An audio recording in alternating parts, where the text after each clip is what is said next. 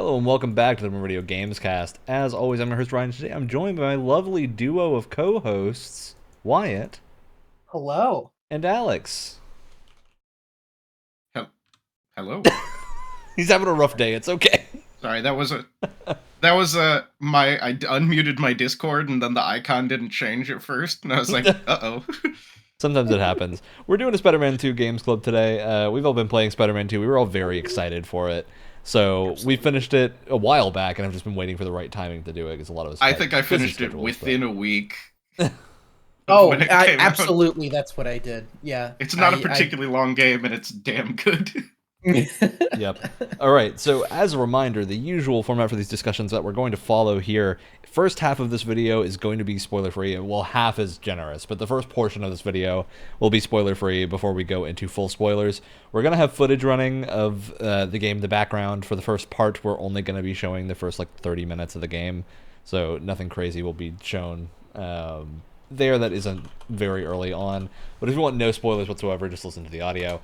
Aside from that, we're good to get started, so I'm going to go ahead and kick off our little B-roll footage here. Because, yeah, we got a lot to say about this game that I think is going to be very interesting to get all of our opinions on. So, I, for one, am super curious. Going into this, did everyone play Miles Morales ahead of time in Spider-Man 1?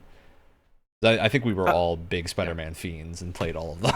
Oh, yeah. Yes, I played both. I replayed the first game in preparation for this, and I got most of the way through my, third playthrough of Miles Morales. I didn't quite finish it, though. I replayed Miles Morales before this, and started to replay Spider-Man 1, but then the game came out, so I abandoned that effort. Good answer. And have we all played the DLC that came out for the first game? Yes. Yes. Okay. So, yeah, we've all got the full picture here. Kind of forgot about it. Which is strange because it's important. This one, there's a couple bits where it's actually important. I was shocked at how we'll get much into they wanted specifics to... later, but yeah. Absolutely. So let's do first impressions. I think all of us had a very good reaction to this game initially.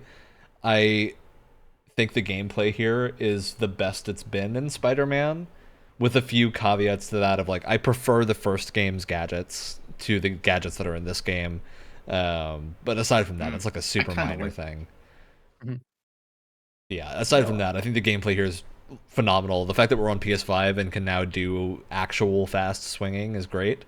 It feels like Insomniac is one of the only PlayStation studios that's really taking advantage of a lot of the PS5's features, specifically their SSD, which I'm sure we'll talk about. We'll talk about that mission. Yeah. we'll talk about the fast travel, but it feels like Insomniac is just taking full advantage of everything that they have offered to them, and in a way that I feel like a lot of other studios aren't.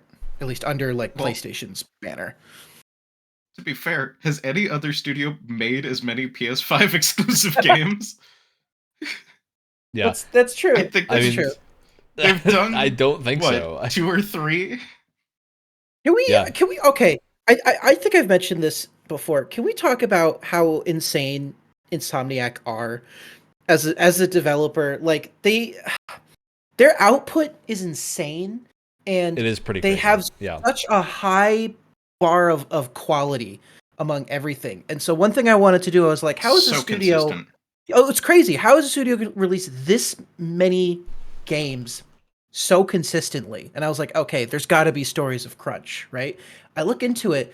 All that I've ever heard about in terms of Insomniac and crunch is their stories of how they have specifically prevented crunch.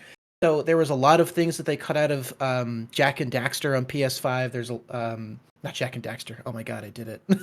Ratchet and Clank. Ratchet and Clank. Thank you.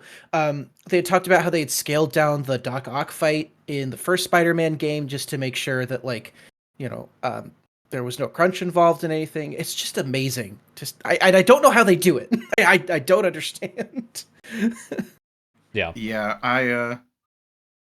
I think that there's a few aspects of this game that you can kind of tell maybe something was cut there, but I think, pure speculation here, it almost seems like for the games I've played of theirs on PS5, they made a like gameplay system that they could add as much as they wanted to or not. And it's here's the framework. Let's get as much out of it as we can. Oh, we can't get that in? Okay, just cut it. It's going to be fine. Yeah, I'm really curious because we also have like Ratchet and Clank is Insomniac, and that's the other game that I think uses most of the techniques and new technology in the PS5 to such a good level. And Spider-Man 2 absolutely does the same, and I'm really happy to see that because when it works, it really makes a big difference. Because having Spider-Man 2 is the first time it's all like flawless, like it all works together flawlessly. Yeah. Because the thing about having a really fancy PS5 SSD is that it doesn't just mean games load fast. It means you can get to places really quickly. Like there's a lot of like pop in. There's a lot of things that are happening in the background to make sure that if you're not looking at something, we're not gonna render it because that's just too much on our system. The PS5 and just really fast SSDs in general can make a lot of that like in-game loading a lot faster. And again, it does more than just initially load your game really quickly or load you out of a death screen. I never thought that the original they've been making Spider-Man games forever. The original Insomniac Spider-Man game on the PS4. I never felt like that game was slow or the swinging was slow or anything. I felt like that game flowed super well. But after playing this one is just so much faster. Going back and feels smoother. Way harder now. Yeah. Which is what a good sequel should do, is make it difficult to go back and play the older games because of all of the improvements that we have now. Yeah, and I've seen people on PC have modded the PC version of Spider-Man to like unlock the swing speed and whatnot. I've never played around with that. I never purchased the game on PC, but I've, out of curiosity, watched some YouTube videos here and there. And Insomniac just does better on number 2. Yeah, I mean, I think the amount of improvements here is pretty significant. Like, the gameplay here just flows so well, even compared to Miles Morales, that it's a great improvement. The characters are much stronger than I think Miles Morales, the cast in that game, was rough at times. Like, there wasn't always the best flow of that story, but here it feels like that's mostly been fixed. The biggest problem... just took the best parts and characters from that story and gave them more and made them better. I mean, the biggest problem with Miles Morales is that it was like an expand-alone, so it didn't quite have the time that it needed, because all of the things that happen in that story are good. It just doesn't really have the time to flesh out the characters in the way that I feel like they needed to. Things felt like they happened a little too quickly. I honestly think I might like Miles Morales more than the first Spider-Man, but it's so hard to say that because there's just less. Yeah, for sure. I think that's a very understandable take. It's like Miles Morales. I'm wearing a Miles Morales shirt. He's one of my favorite superheroes.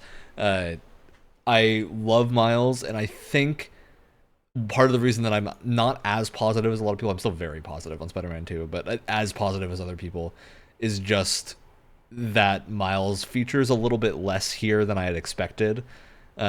He's not as main of a character as Peter is, which is totally fine, but I think the expectation here was not set for that.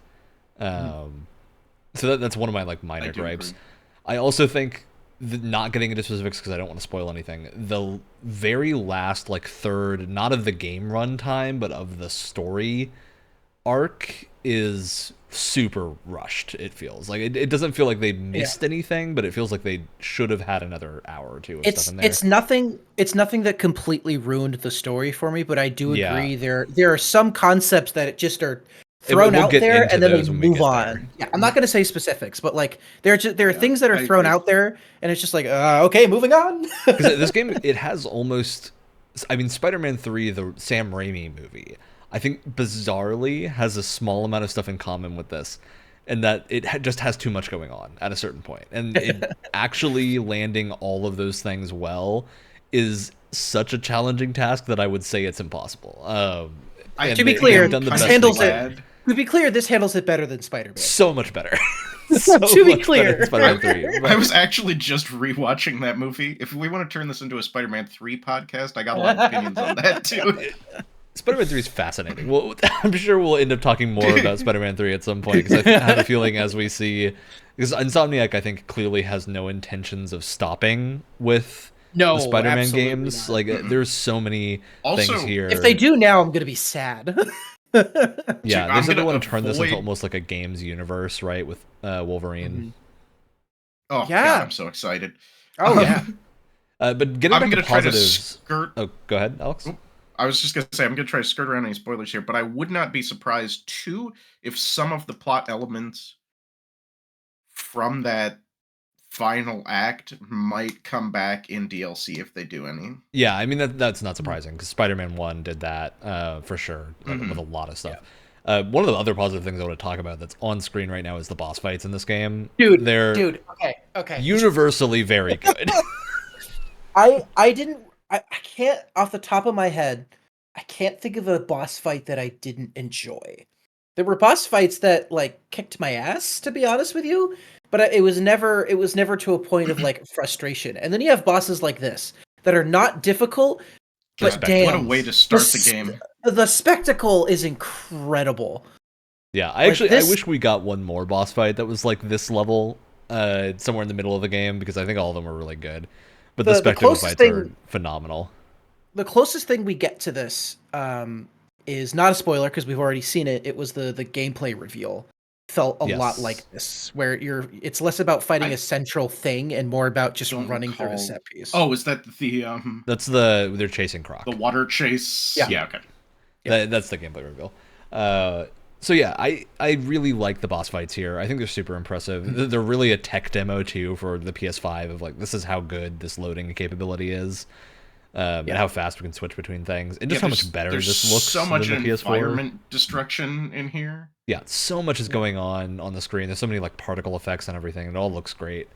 Yeah, I mean, super high praise for all of this. I mean, would Sandman especially in the way that he's presented here, would this even be possible on a PS4 without I would highly doubt entirely this is possible. I think you could approximate it, but it would, and I think I would have loved it, but I don't think it would come across as well. No. Yeah, we'd have much more like rigid, here's a cutscene for a somewhat significant amount of time to transition you between areas and whatnot.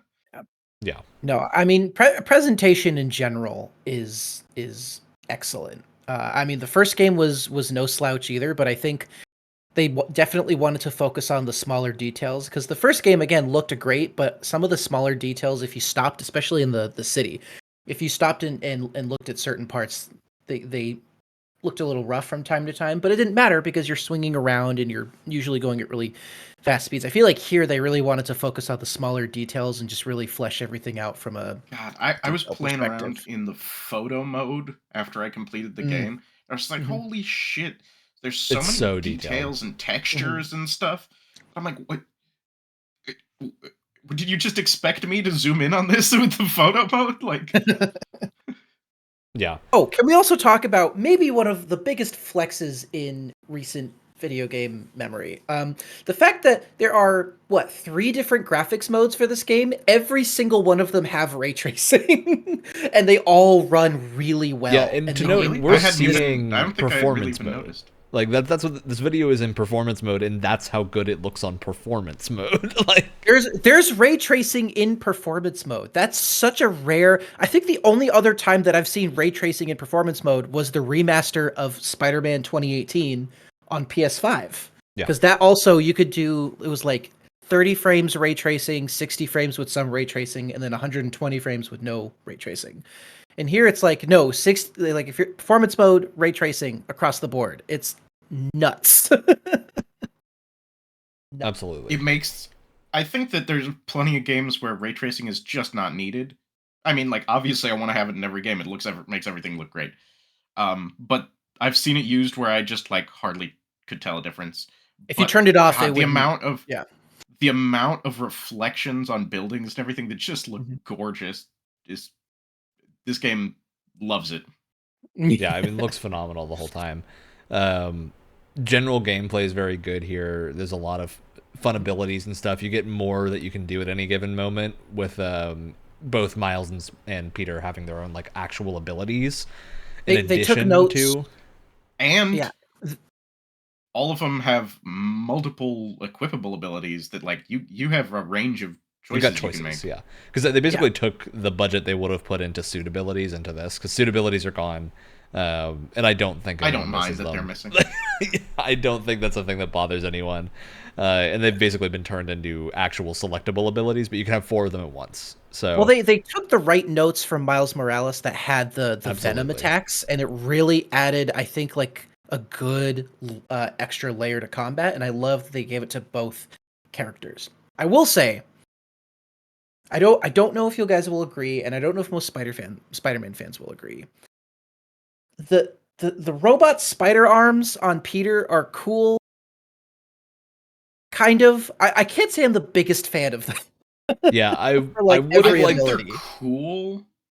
I don't think they should have been what all of his abilities are built around. Yes. Right. I understand why. I understand why the decision was made. I don't know if I agree with it though. 2 of my favorite Spider-Man suits just from the comics involve arms. Do I think of it as like a Spider-Man thing? No, not really. Well, I think especially because they look weird on most of the suits. Like they always have the same color palette. Yeah, and don't change with your suit. Some of the suits do change, but those are suits that specifically have the arms on them. Yeah, the arms in the comics, like the Superior Spider-Man suit, which looks, I think, friggin' awesome, and the Iron Spider suit. I know changed the color. Yeah, but I those think are the only 2. They could have gone 2 routes with this. They could have gone Spider-Man is more like gadget based than Miles, and that would have made them feel like more different, like combat wise, which I also would have enjoyed as well. Although it definitely would have been different. Or maybe you have has anyone here played the PS1 Spider-Man game? Yep. Remember all the crazy things you could do with webbing in that? You can like web yourself some like boxing gloves or a giant cocoon. That is my biggest complaint with this game related to gameplay, just like thematically. I don't think this would have made the game like score better or anything, or actually a better game in the end. But I wish more of Peter's abilities in particular were based around webbing as a thing, especially in the case of like, the gadgets. I honestly like it more in this universe because we previously established him as like Doc Ock's assistant and like an engineering whiz. So like I get where they're coming from the previous game. Yeah. Well, and the other thing it's really weird we don't have a web bomb. That's my biggest missing thing is just a regular web bomb. I mean, we kind of do, but it's a gadget, so it doesn't really count. Well, in the first game, it's a gadget, but it's like a weird gadget here. Like, you don't have a web bomb, you have the ricochet thing, and then you've got the first gadget you get in this game. That ricochet thing. I love the ricochet thing, too, but the first gadget you get is like the gravity shooter from the first game, which is such a weird gadget. Like, I'm going to say this, too. And again, I think how you feel about this kind of depends on what kind of Spider-Man you like and what era of Spider-Man you like have a preference for. I'm not always the biggest fan of like Spider-Man having these crazy weird anti-gravity gadgets. It feels very like Tom Holland with his crazy like Iron Man Spider-Man suit. I like low-tech Spider-Man. Like all of his gadgets are like crazy weird contraptions that he threw together out of like trash off the New York streets or something. Here they're like slick, professional looking like gadgets that like are anti-gravity and throw people up in the air. It just, for me, for the Spider-Man that I usually prefer, it's a little weird. But it's also a little at odds with the story too, because a lot of this focuses on, and again, this is not a spoiler thing, this is very early in the game, just focuses on Peter basically not having any money. Still building these insanely like gravity gadgets. And I'm just like, I would have been happier if we had like a drone that used web to pull things up rather than the gravity shot. Actually, kind of prefer it in this game. I still agree with you, but I felt like last game got even weirder with some of the gadgets. Mostly the gravity well from that game was way more exaggerated than it is here. Really bizarre. Because I love the dynamic of Peter Parker being really smart, and if you gave him the resources, he would make all sorts of crazy gadgets like this. But what makes it interesting is that he doesn't. Like they even show in the game, he's going through like significant financial troubles, and yet he has this crazy thing that shoots people up in the air. $10,000 pair of arms. Yeah, absolutely. It's a little weird. I think what would have been more interesting, and like even if you just made the gadgets look janky and had them sound and look and act kind of janky, that I would be totally fine with how many times you're using gadgets in the game. It just feels weird that they look so slick and professional and like they're like mass produced almost. Yeah, I think really in this case it's just a case of the gameplay and the story being slightly at odds, and they just decided, hey, it's cool, we'll put it towards the gameplay in this part. Yeah, for sure. In this aspect. It's a minor gripe, but it is something. And again, it kind of depends on what kind of era of Spider-Man you like and which iterations of Spider-Man you like. I don't know how much we want to get into spoilers. We're gonna get into full stuff soon, so if you want to save it, this is kind of spoiled in the trailer. But I just feel like some of the later gadgets, some of the early gadgets for Peter Spider-Man are almost a placeholder for later gadgets. Absolutely, yeah. We'll get into that in a bit, but I do want to wrap up our non-spoiler section so we can go full spoilers, because I think we all have a lot to say that involves us fully just spoiling the game. So we're gonna go into our like overall impressions, like recommendations for this game. I'm strongly would recommend this game. It's a really, really good Spider-Man game. I don't know if for me it's better than Spider-Man 1. I think it might be just underneath, but just barely. Like, it is still a phenomenal game. I think maybe just narratively I prefer Spider-Man 1 a little bit, but that's not to say this is bad at all. It's just a case of preference. Yeah, I agree. I don't know which one I prefer, because honestly, both of these games are like 9 out of 10 games. Yeah, absolutely. If not like 10 out of 10. You know, that's sort of at that point, it's kind of a matter of preference, but like both of these games are fantastic. Yeah. It's tough for me in terms of whether this ranks, higher or lower than the first game. It feels in a lot of ways, it kind of follows the Sony game sequel formula, where you have a first game that's just really solid all around. It's like so well rounded, and it's just its own like approaching perfect kind of thing. And then you have a sequel that tries to attempt to do a lot more, and it makes so many different improvements, but because it's so much bigger, it tends to kind of lack in the smaller details, especially in the story that first game did, if that makes sense, right? I feel that way with like God of War to Ragnarok, Last of Us 1 to Last of Us Part 2, that kind of thing. But damn, I really liked this game. For me, because I've been thinking about it, for me this is like one of my Game of the Year contenders. Absolutely. I agree. Because for me, there's been so many good games that have come out this year. To me, this feels, and there's ones that I haven't played, but to me, this feels like one of the most well-rounded games that I've played this year. Like it like hits almost just right in every area. For me, it's definitely in my top. It's probably in my top 5. It doesn't make my Game of the Year, but it is certainly in contention, I think would be how I put it. I do have a question, perhaps small discussion that I want to fit in the non-spoiler discussion before we move on. I've seen criticism leveled towards how this game plays it very safe as a sequel, and how it's not as exciting as it could be because it plays it a little too safe. And I was wondering how you guys felt about that. Played it all that too safe.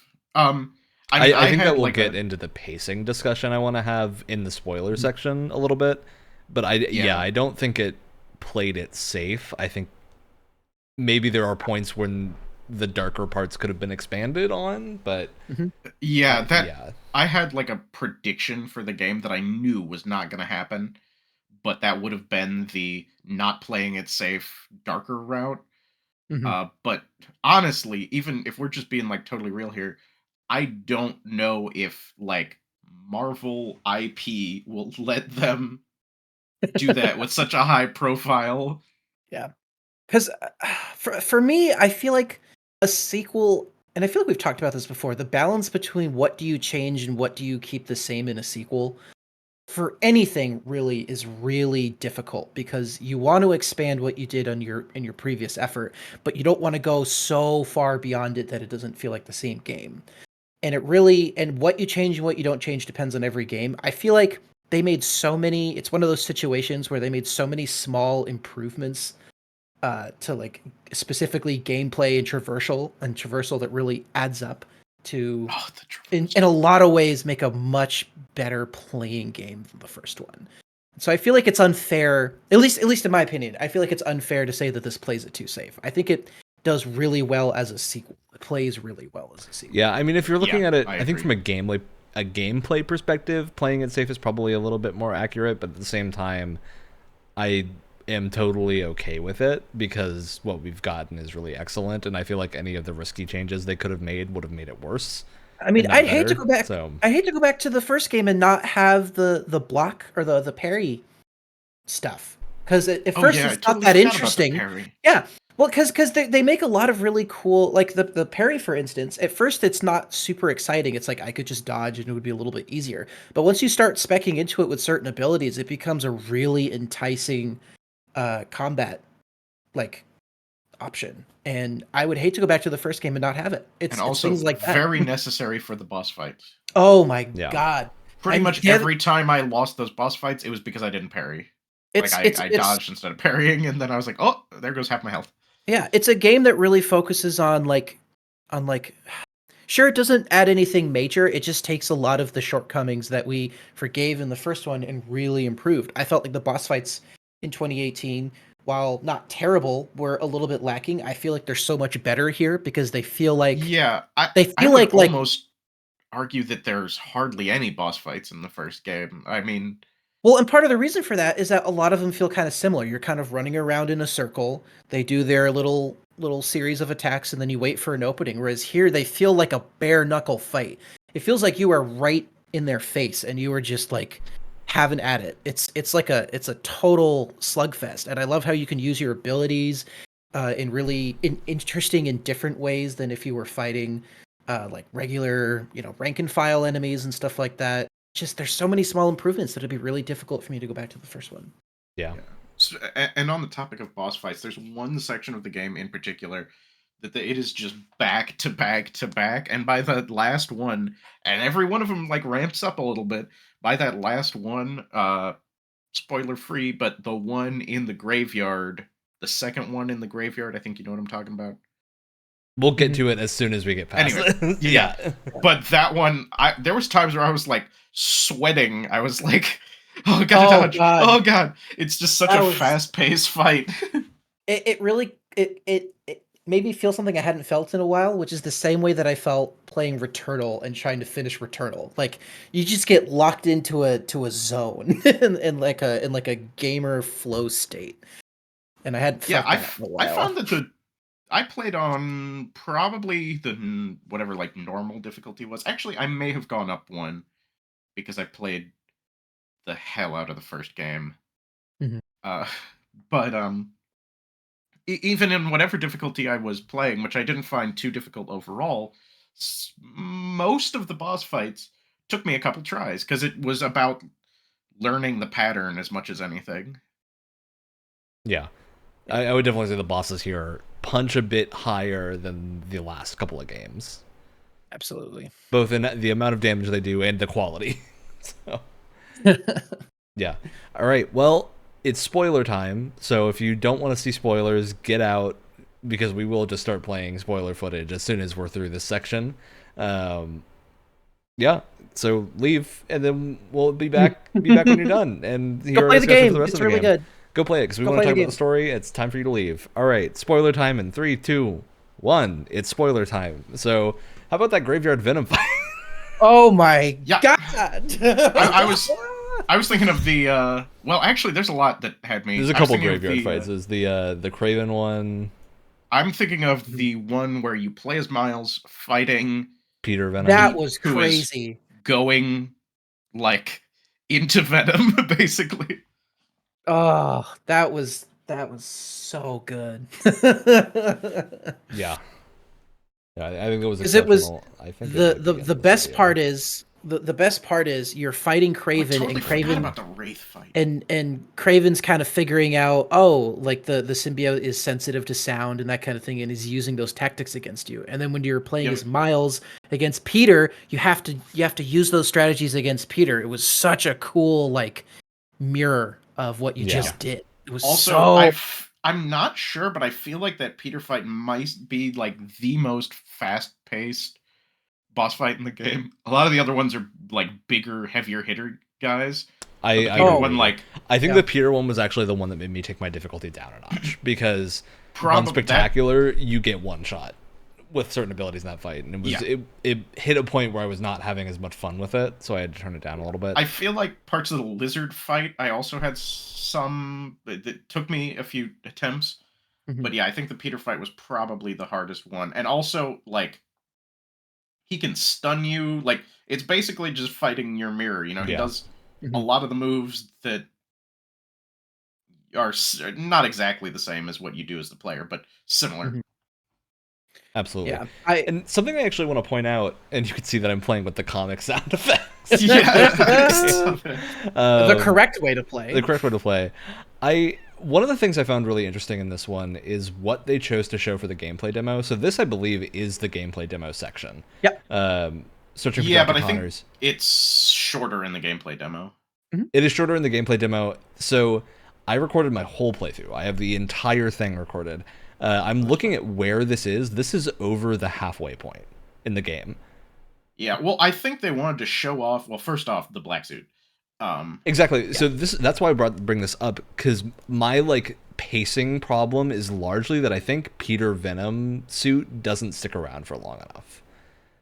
I think there's like a significant part of the game that, and I love the start and the end point of Peter in the Venom suit, but it really feels like we should have had a middle point somewhere that we didn't get.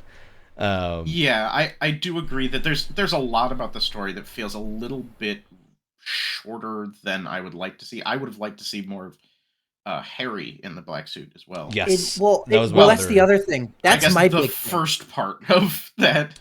Yeah, and we're going straight to the end here, because I think these are the points that you feel some amount of, I don't know if it was development problems or a change in direction or something, but it definitely feels like this game is split between like two sets of people that wanted it to be about Kraven and wanted it to be about Venom. And Kraven is so much bigger part of the game than Venom is by the end of it. Is he? I think not in story importance, but in the amount of time that the game spends on him. I see what you're saying. Which to me is the issue, because Venom is actually like the big thing at the end, right? So it feels like we don't spend enough time interacting with Venom in any significant way. And I'm really curious what you guys feel about that. Well, my big thing is, like, first of all, Kraven more felt like a plot device than an actual character.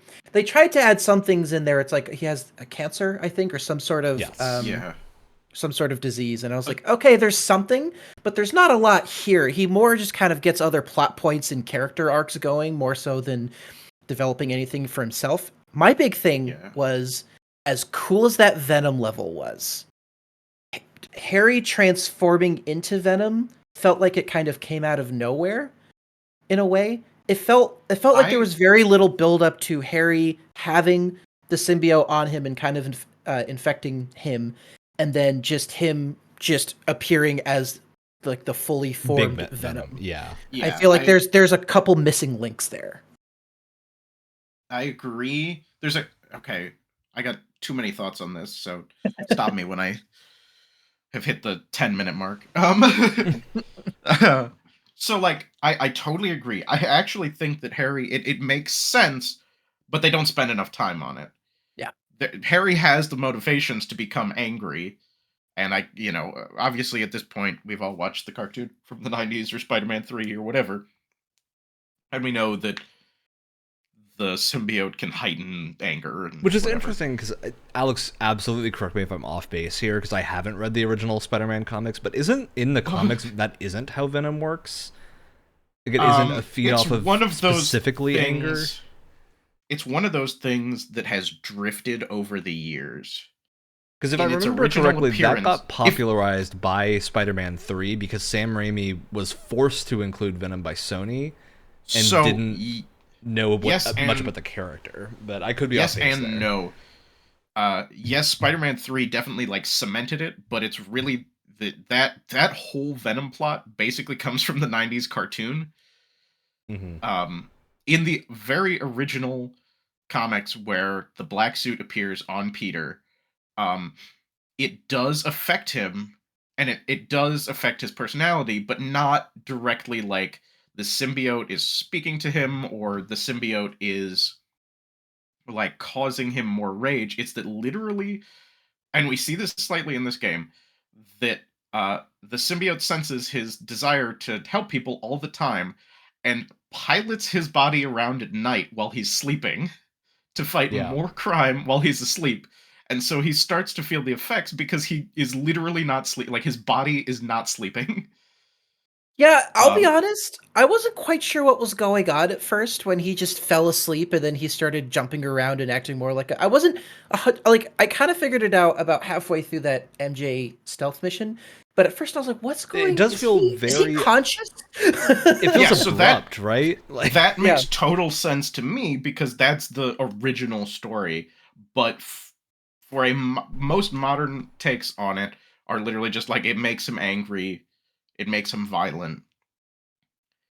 And that's kind of the case with Venom too. It's one of those things that like it's been around in comics for long enough and had so many adaptations, it gets a little bit muddy. But the other thing that I wanted to say, this is talking about way more modern comics, is The Rock. The Rock from space, where they got the symbiote. Yeah, because that really doesn't get explained in this game. It does not. It gets explained in a comic that came out a couple years ago.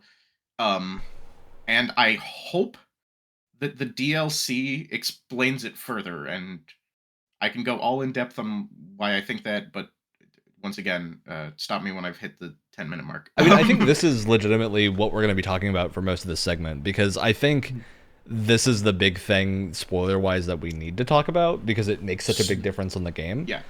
So, The Rock, and I correct me if I'm wrong, I don't know if you guys noticed this, is the big turn for Venom, Spider-Man and Venom becoming more violent and more evil when he touches The Rock. I think isn't that when Venom becomes more active? Yeah, his suit changes then, and that's when things start to pick up. Peter becomes more like Venom, and people become... So, the Rock has, like... Oh, God, do I want to get into this? This is the time? You started it. Yeah, you started going in. It's the entire plot of... Yeah.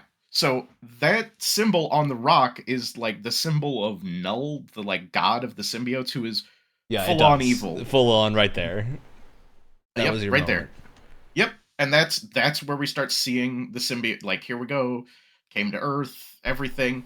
So, like, this is when it connects to the multiversal consciousness of the rest of the symbiotes, who are potentially controlled by Null, who's an evil god. And this is all, like, this whole stuff with all the symbiotes in this game, with the Rock and, like, all the symbiotes that show up later, is straight from the plot of... I have it next... Oh, I don't have it next to me. I'm trying to think of the author's name. But it's, The King in Black series? King in Black is the end of it. Yeah, Donny Cates and Ryan Stegman's Venom series, which has Absolute Carnage as, like, sort of the inciting event, and King in Black as the ending event. That's all about this stuff. And so, like, to me, I can kind of understand it, because it's a reference, like, I can see, too, where, like, the take on this is, like, multiple places are making the Venom symbiote more angry and whatnot, but it's not super well communicated if you haven't read... Yeah, I mean, I would say that absolutely from the last 5 years communicated through the game, which is fascinating because I think it doesn't but it also like doesn't, it's super missing, right? No, it doesn't matter to this game. But what I do think it matters is later on in the final segments of the game, where we start seeing like multiple people becoming Venom. Yes. Like actual full Venom's appearance, and then afterwards this section with Miles, where you see the symbiote variants, right? Which is which this felt weird to me because this isn't explained in the game. Like we don't get an explanation for why all of the the symbiote enemies are happening. This is all like with the Rock and shit, because like traditional Venom, like if you've watched the Venom movies or Spider-Man 3 or read any comics from like the 80s and 90s, I don't think Venom can just willy-nilly make this many symbiotes. Like there are a number of symbiotes that the Venom symbiote has created, but it's not just like, let me create 1,000 goon symbiotes. And I also don't think that's too much of an issue. If you want to like introduce new concepts for Venom, that's fine. I don't care. But like once again, this is after he gets the Rock, so like, right? Yeah, I feel like it. I think the reason I bring this up is just because the symbiote enemies are cool, but they really felt unexplained. Like generally, if you think back to Spider-Man 1, whenever there was a new enemy faction, we had like some explanation for it. Like with the Silver Sable, people come in. And that's an entirely new tech company. Here we have Kraven's Hunters. It's super explained and everything. But then all of a sudden you get these Venom symbiote people, and it feels like there's such an escalation immediately to that point. Yeah. Of like, literally, this is, I think, about an hour and a half, an hour apart in game time between full Harry and then this. Yeah, so this is literally, okay, this is within an hour of each other. Between this and then the appearance of this. These are 20 minutes apart. So I would have liked, I think that's where you need to put that extra bit of time. And I feel like there is not much explanation needed, and I wonder if maybe they wanted to go more into like the origin of the symbiote and like how maybe shit's getting corrupted or whatever. I don't really know. But I it's so unimportant for this story. I kind of wonder if they just like totally cut it. Yeah, that's what I wonder. There was an interview that came out that said they had like originally planned a lot more for the Venom voice actor, and it got cut to like 10% apparently of what it actually had initially been. Which like we don't know how far along that was. Like if it was actually lines were recorded, or if it was just like at some point the script was planned for a lot more Venom involvement. I'm just really interested in why those decisions were made. Was it just like a budgetary reason? Because it totally could have been, right? Because I don't think any of us say this game, think this game feels like it's incomplete. No, but it does feel a little bit rushed. And I think this to me is like what keeps it from being, in my mind, more of a full package than Spider-Man 1. So the way I interpreted it, because I agree that it comes a bit out of nowhere. The way I interpreted it that I feel like helped me kind of understand this sudden ramp up of power was, and this isn't explained, and this is more of like my own like game theory going on. I wonder if he just gets more power from angrier hosts. So he initially attached himself to Peter because Peter was really stretching himself really thin, and he was getting a lot of frustration from that. And then when Harry wasn't getting the symbiote back to heal his disease, he probably was feeling even more angry about that, which is why Venom kind of latched himself back onto Harry, because he felt like he had more power that way. And that's why he was able to create all of these like symbiote goons and stuff. Not that that's well explained. I just feel like with this series of events that did you just die into that explanation? I did die into that cutscene, and then it just played the cutscene again. I feel like that's probably the most reasonable explanation. Again, maybe I totally see that. Some other way of portraying that would have been better, but I feel like with this series of events, that makes the most sense. I'm totally okay with that. I wish, like, if I were to insert that extra hour somewhere, it would be here, right? It's in this segment, or maybe right before this segment, before Venom and Harry get like full powered up. Just something to explain a little bit of that interaction, or Harry's mental state or something, because we really just go we go so full hog with it immediately that it just accelerates to a point of like not mattering after that, if that makes sense. Yeah, and I think another good explanation of, hey, something feels like something isn't, it's the game, like we said, it's not incomplete, but there's definitely supposed to be more, is that we see a slight evolution of Harry's symbiote suit as he's trying to help out. You can see this is where I turned the comic book. I was just off. I was like, I don't want to interrupt Wyatt, but I was like, wow, the comic effects are really kind of at odds with the tone of the scene. So I turned off right after that. I was like, but I feel like again, it was just such a weird, like, we just went straight into this Venom design right away without much of like a build up to it, and I thought they were kind of building up to it with his symbiote suit that we see earlier. It kind of changes. We see after it touches Peter for a brief second, like, it gets like the spider symbol on it, but it feels like they should have gone further into like having having Harry's like symbiote suit devolve into this over time. Instead, it just kind of happens, and you're like, how did we get here? Why does he look like a monster with a giant tongue now? Why? Why is he a giant caked up like? He is kind of caked up. It was a weird, like, I'd just be hop into weirdly that. curious to see what you guys would think of it after reading those Venom comics, because I feel like that, like, what they're going for comes from those comics, but it's just not expanded upon. Yeah. I mean, it's super interesting because I really like the Venom portions of this game, but I think Kraven was handled pretty well here because his character's simple. Like, Kraven just wants to die fighting rather than from a disease. And I think it's a very simple character motivation that's easy to understand. Kraven is a character that was introduced in the 60s, so his original motivation is even less than that. So, like... But I feel like this game did a really good job of like showing why Kraven is the way he is, and like the impact of that, and just how destructive he is as a person because of that. I kind of love to see his, like, especially in this fight in particular, you can tell he's getting like more desperate, but also enjoying it more, which is bizarre. Oh yeah. Like, I love that character archetype. I lovingly refer to as combat sexual.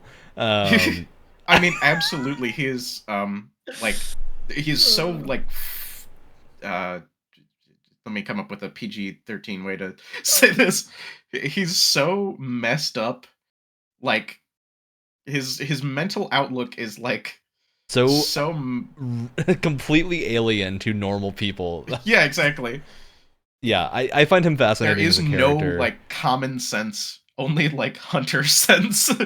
And yeah, my only issue with how Kraven was handled in this game, because I actually think pretty much every portion with Kraven in it is handled really well. I think they are enjoyable segments. The MJ section is fun. I think a lot of it is just this end point for Kraven. I think totally Kraven should be killed by Venom. I don't think it should have happened here. Like, I feel like this feels a little deflating for the rest of the characters, when he's just basically fodder to the actual real villain, and it falls into that like classic JRPG trope of, oh, the final boss, you fight and kill him, and then there's like, oh, but I was actually defending you from this worst thing the whole time. Yeah. It almost feels adjacent to that. Mm-hmm. I do think, though, that he has no place anywhere later in the game. Exactly. Like, that's the thing. Like, I think he has to die here, but I do agree that, like, this boss fight, too, although I like it, you're playing as Venom, who has a much that's what I mean, more limited right? power set and everything. Venom has a limited move set. It's super fun, but like it's clearly meant to fight goons, right? It's not meant to fight a one-on-one boss, and you can tell that in this fight. And I really wish the like final fight had been largely Peter. Like, I kind of wish we had a segment here where Peter came in and was fighting Kraven, and then Venom got out at the same time. Like, I know with where the characters are in the story at this moment, that wouldn't work, but I think that would be relatively easy to shuffle around to have happen. Mm-hmm. I think Peter or Miles should have seen whatever goes down here, right? And that you probably should. I feel like at least the end, Peter or Miles or both of them should have witnessed, like, from a rooftop or something. Yeah, for sure. I think the placement here of this boss fight, and to their credit, this was a very smart move. I kind of love how, at least for me, I had a tough time with the Kraven fight, right? When you were playing as symbiote Peter. I loved having a hard time with that, and then coming into this and just absolutely just busting him up. Like, it felt great. I was like, oh, this feels good. Just absolutely destroy him. It felt great. Yeah. I'm so glad that Kraven cuts off his tongue there, too, because... it's like, why are you doing the tongue? He deserves it. Yeah.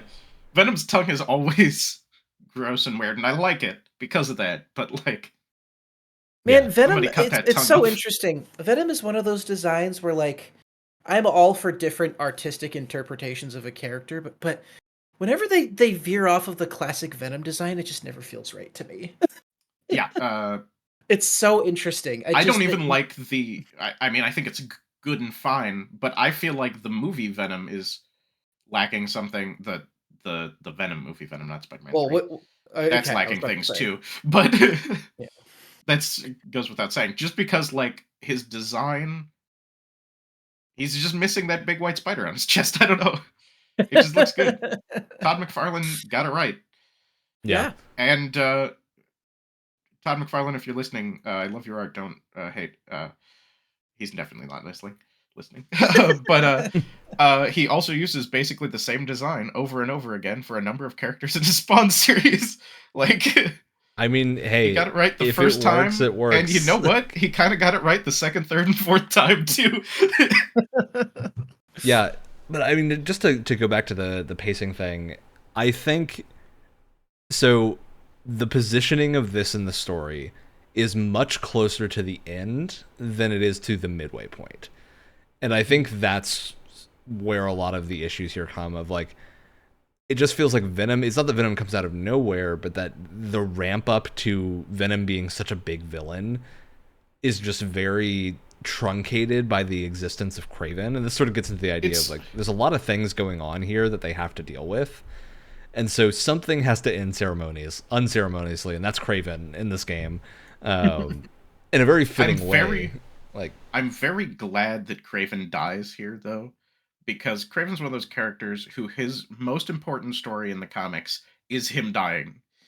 It's such a good comic. It's like, it takes a character who didn't have a lot of depth from the 60s, adds a ton more depth and makes an incredible story, and he dies at the end.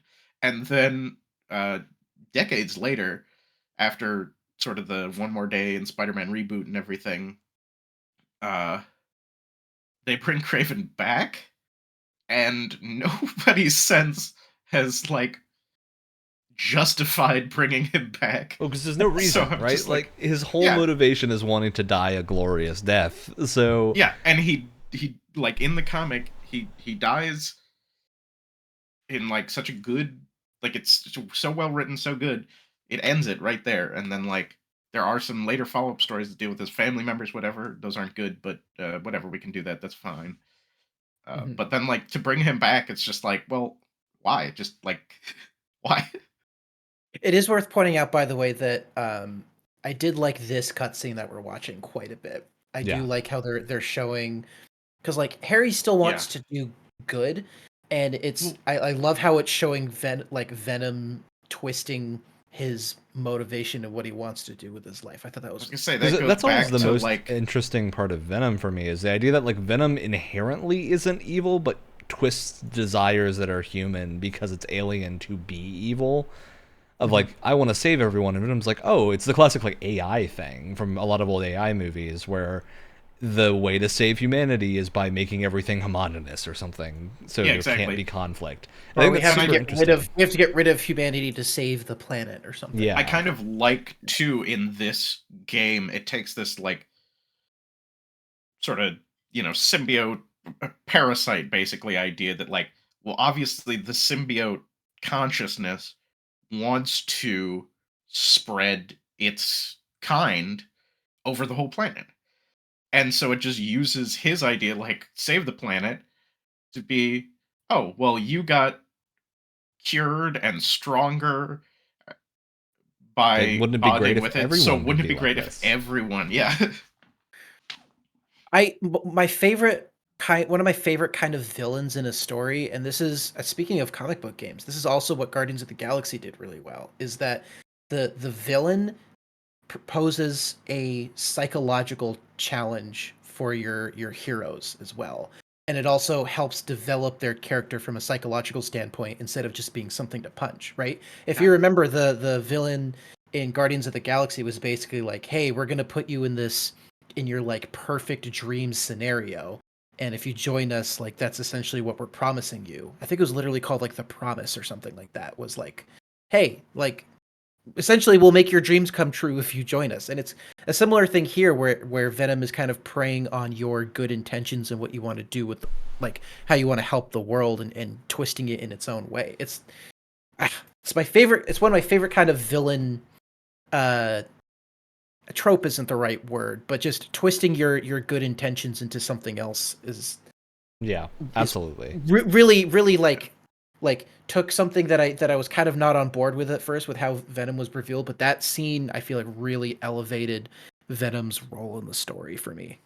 It helped a lot. And again, my issue is largely just that like this is so late in the game that there's just not enough time to do anything more with Harry at this point. We're like, after this, Harry doesn't really matter until the final fight, right? Where you're basically just fighting Venom, but none of it relates to Venom being Harry. So, yeah, like that's I do like that Venom is Harry in this game, though. I feel like it works really well. Definitely a good choice.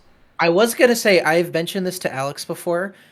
I thought where they were going with this at first was that Kraven was gonna have the Venom suit for a while, and you'd get like a venomed out Kraven, which would have been cool, awesome. That would have been so cool. I'm kind of glad they didn't do that. Oh yeah, I think the way they built this game, there's not really a justifiable way for that to be stopped. So Kraven was already so far beyond everyone that then venoming him, I think, would have been. Because I'm imagining a scene in my mind where like you have maybe like Peter and Kraven fighting, and the symbiote suit is swapping between the two of them during the fight, constantly. But what I would have really liked, actually, so interesting. The one thing I was kind of disappointed by is that Kraven, like, you figure out Kraven has a disease, and there's this whole plot line about the symbiote curing Harry's disease, and Kraven just never finds out about it, and like it's never a thing. No, like, that's what I'm saying. No, but I would have loved to see. I feel like that's where they were going with it. I feel like that was supposed to be present, but what I wish would have happened is not Kraven becoming Venom, but there being like a moment where Kraven realizes this during the fight or something, that like there's a way out, and then refuses it. Where it's like, no, my ideals are stronger than that, because that's to me one of the stronger traits of a villain like Kraven is that they're so unbending. I think there could have been a really good scene there where he's like, no, I'm not gonna take this thing, I'm gonna kill it because I'm like a stronger human, you know? Yeah, like I think Kraven would not want to become a symbiote, right? It is like an animal beast, which to him would be like the greatest hunt. So could either tame the beast or die to it or something. I think that would have been a more interesting thing to have said. Or like had a realization. So I wish Kraven had realized that at some point and then had just some small scene that related to it, rather than it being like, we're just going to Venom Kraven, because that would have been fun, but I think the game would have needed to be pretty significantly different to justify that. And this might be a good time to bring up my wild prediction that I knew wasn't really going to happen, and they did it about as much as they could have in this game. I was like, is the final fight gonna be Pete as Venom, and like you just have to play as Miles to like defeat Venom Pete? I'm glad we got a Pete Venom fight. I'm also glad it wasn't the end. I think that would have felt a little weird. I didn't know if they were going to turn him full Venom though, you know? Speaking of Pete Venom and late story decisions, I want to know what you guys. Yeah, I want to know how you felt about the anti-Venom aspect, because that was the most like, what are we doing? What's happening? I think anti-Venom was just not explained, because it is a comic thing, right? Like that's a real thing. No, I know it's a comic thing. It also was something I so totally forgot that in the comics straight up is from Martin Lee. I was like, isn't that part of, like, doesn't it come from, like, Eddie Brock's white blood cells or something? And I think they bring it back that way at some point. Oh but yeah, the straight whole up, it's... Scream segment too. Oh, that's a good fight. Was in here, which is a fun fight. Very unimportant to the actual storyline, I think. Yes and no. I feel like they did a good job of building up the conflict between like Peter and Mary Jane throughout the whole story, and then having it kind of coalesce into like a fun cameo by Scream, first of all, but also I was like, holy shit, or a good justification for Scream, but also I feel like it was a mostly good crescendo of that kind of conflict going on. I did think it was a little goofy at times where he's trying to reconcile with Mary Jane while also beating the shit out of her. Yeah, it's very funny. Like at the line, just like, no, I'm sorry, MJ, I was wrong. He's like, throwing a trash MJ, can at her. I'm so sorry. I did see some criticisms that people felt like Peter was like apologizing to everyone too much in the late game, and I was like, but the way they've built up the story, it makes perfect sense, and it's also more satisfying for his character. I saw some criticism of this game that I did feel like was just I don't know a good word for it. Just macho in a way that it didn't need to be. Like, oh, why is Peter's such a cuck? Yeah, exactly. Peter's such a cuck in this story because he has like feelings and emotions and like apologizes for mistakes he's made. Yeah. God, what a pansy. I mean, yeah. Wow. It's only like Spider-Man has been popular since the 60s because he's a character that is relatable and has emotions and is flawed. Yeah, I mean, absolutely. I think that's one of the strengths of Spider-Man, and none of it... At no point did I feel like, oh, this is too much at the end of the game. There is a lot of the symbiote portion of the game that I feel like, much like a lot of symbiote stuff from like the 90s, is... like, we're criticizing the story a lot. I do feel like plenty of it, like the Scream fight, is just added in there because it's cool. Yeah, totally. Well, I remember in an interview with one of the game directors, because I think there was 3 of them that worked on this project, which might explain some of the issues with the storytelling that we have in the late game. But he was talking about how, like, originally, like the plan was to always to have like Mary Jane infected by a symbiote and then have that fight and that plot line. But they're like, oh wait, why don't we just make her scream? The later character on in the comics that is actually in the Scream symbiote matters so little that I was like, oh, I don't care. It's fine. I just thought that was funny. They're like, oh, what? Let's just make her scream. Yeah, I really like what Martin Lee's role in this game was. I think they did a good job of... That was great. I love all of the returning villains. Yeah. Yeah. I think they did a great job with it. And this sequence especially with them like delving into Pete. And especially I think this is the moment where Miles realizes Martin Lee actually cares because he's willing to give up his abilities and whatnot if it brings Spider-Man back. So it's another example of like, say what you want about Naughty Dog, or Insomniac, excuse me. They understand Spider-Man really well as a character because, like with this game and the previous game, he's not. It's not about defeating the villains. It's about reforming them. And trying to help them, like during the opening Sandman boss fight and everything, and then everything that goes on between Miles and Mr. Negative in this game. It's like they're more about like and also the Mysterio side quest too. It's about reforming these villains and helping them recover psychologically and not just defeating them. That's always been one of my favorite things about Spider-Man. And so I feel like they understand that someone is the way that they are in Spider-Man. I think that's one of the more relatable parts of it. Mysterio, Mr. Negative, Tombstone, and Black Cat all appear again in this game, and every single one of them is, as far as we can tell, reformed to some extent. Yeah. I love Tombstone being just a Coney Island person. Oh, he's like a totally affable guy in this game. It's great. He just wants to, operate the go-karts. And that's great. And just hang around. That's very fun. Yeah.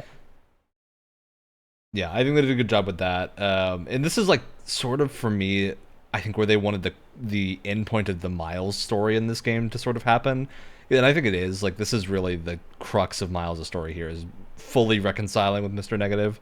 But it also is where like it feels I think this game is definitely Peter focused comparatively. Yeah. I kind of noticed something interesting with that I feel like obviously towards the end of the game Peter becomes cured and everything, but for a portion of the game the Peter and Miles storylines are basically the opposite story. Like Yes. Miles starts off fairly angry and violent towards Martin Lee. He for sure wants to kill Martin Lee for what he did to his dad in the last game. Yeah. And as the game progresses, he becomes, he sort of sees that, hey, this guy is actually Find the ref section here. Like reformed and does not deserve to die, while Peter is taking the opposite path where he's just becoming more and more violent due to the symbiote. Yeah, for sure. Yeah. I just and going back to the anti-venom stuff, it wasn't fully explained and I wasn't quite sure what was going on. Like I kind of got it. But I was also like, this feels like a concept that should have been at least hinted at, or like the seeds of that should have been planted much earlier in the story, because it really does come out of nowhere, and it felt a bit like cheap to just throw in there. It is honestly something that, as far as I know, I haven't read much anti-venom related comics, but it's also something in there that's just a MacGuffin. Yeah, just, full MacGuffin. We can create anti-venom. Anti-venom. It's white instead of black, and it doesn't control your mind, and it is good to use against the symbiotes. Yeah, I don't know. It felt weird, and to be honest, like it was a good enough way to allow you to keep using symbiote powers. I think that's the biggest part of it here. Yeah, it was an excuse to keep using symbiote powers, which, to be honest, I kind of like switched off of symbiote powers once I had the ability to, because I was like, I just don't feel like Peter would want anything to do with symbiote stuff after all of this garbage went down. Yeah, just felt pretty strange that they're gonna just do away with the anti-venom symbiote as well. Like, I'm assuming they'll do like 3 DLC for this game. I assume the end of that will see him give up the anti-venom symbiote. That's fine. That's fine. I prefer that. I don't think he should keep it for a third game. It's also like it's specifically meant to fight symbiote. So unless our next game is also going to be symbiote focused, which I could legitimately see happening.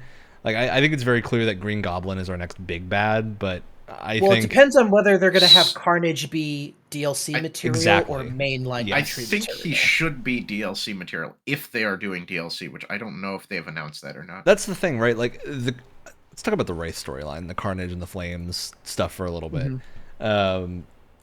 Because I think that's another really interesting portion of this game that to me was super good. I love the side stuff in this game because a lot of the side stories are really so much better than the first game. So much better. And there's less of them, but they're generally of much higher quality. There's one or two that aren't great, but most of them are a lot more of a high bar than the others. And like the Flame storyline, I think was super good, with the caveat that like it just feels weird that it doesn't end. Like there isn't even really a mild endpoint to the Flame story because it just becomes, hey, it's now we're now going to be doing the whole Carnage storyline, and then it just stops and it goes questline completed at the point where like they just teased you about Carnage. And so that to me felt God weird. They didn't try to fit Carnage into this game, though. Absolutely, because like I had no expectation that Carnage would be in this game, but it did feel weird that we just get like a hard stop at that point. The reveal that was Cletus and like the whole Carnage bit was awesome. Like, because I had no idea that that's what they were building up to. I just thought I was like, oh, maybe this is some like deep cut villain that I'm not aware of. And then when I realized who it was, I was like, what? That's awesome. Yeah.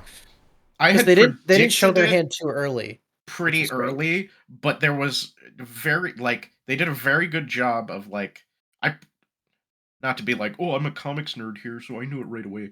But I predicted it pretty early, but there wasn't a lot of evidence. They did a good job of seeding that evidence through, and not until the end did I go, yeah, for sure that's Carnage, okay? Yeah, because I'm not crazy dude with red hair. Maybe I'm thinking that's Carnage. Yeah, because I'm not super familiar with a lot of Carnage storylines. I know it doesn't matter. I know of Carnage, and I know what's his name, Cletus something or other is like the main. Yeah, thank you. Is like the main host, but I don't know much more about it outside of that. So it was a genuine surprise for me, and I thought it was great. I don't know. I don't think there's like a weird cult leader backstory in the comics. Oh, that's great. That's fine. I thought it was great. But I think it's great, and in that Absolute Carnage story that they're taking a number of things from for the Venom plot in this game, he is kind of a cult leader, so I think they're sort of playing into that that may continue in whatever story they're going on with him. Yeah, which to me, it feels like that will be hard to conclude in a DLC, but I would be fine with it if they do. I think it's just a weird case of we don't know if this game's getting DLCs. I think we're assuming it will because that's what they did for Spider-Man 1.